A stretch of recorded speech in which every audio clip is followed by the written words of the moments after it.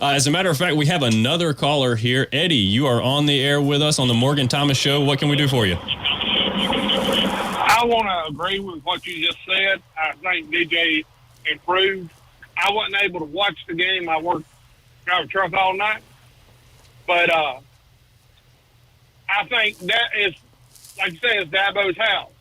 He's not going to leave DJ in there to go 10-3 again.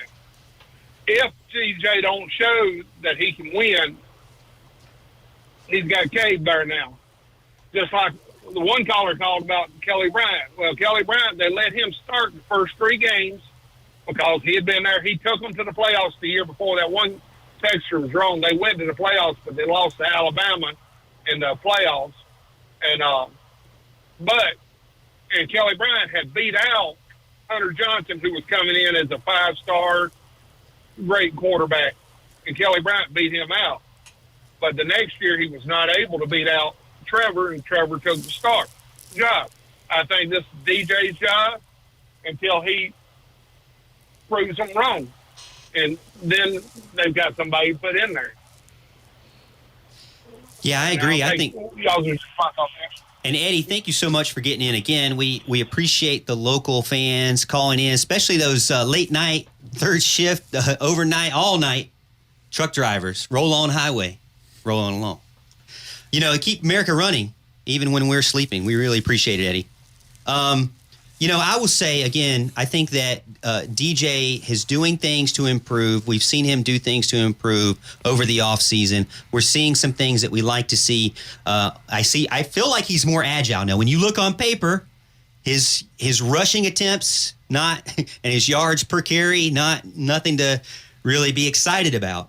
But I don't really think that told the whole story. I think that, you know, he's still got to get used to playing against guys that aren't on his same team. You know, at the end of the day, the guys in practice don't want to kill him. You know, the guys that are not wearing the same jersey that really want to beat him up are those Georgia Techs, those Furmans, those Louisiana Techs, the opponents that are coming up. But the great thing is, going back to that tape comment, they've got tape. They've got home games coming up. They need to get that support from the fan base, that encouragement, that cheers behind them, along with their continued gelling of the offense together.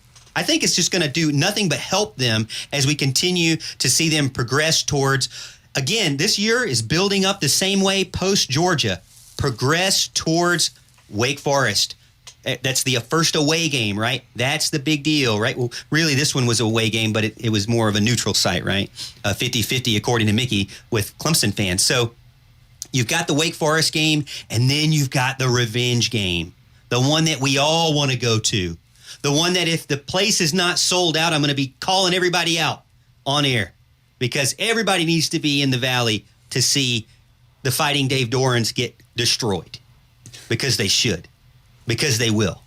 Because it's a revenge game.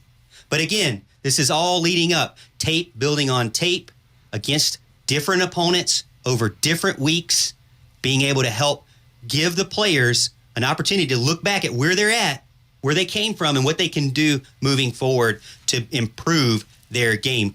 Again, we got a ton of callers tonight. Love it. Really appreciate everybody. If you haven't done so, I'm not just on the radio. We are not just on the radio. It's The Morgan Thomas Show at The Morgan T Show on Twitter. That's where I put my recruiting stuff, where I put my rants out there every single day on Twitter. You can catch me there. You can DM me there if you want to chat.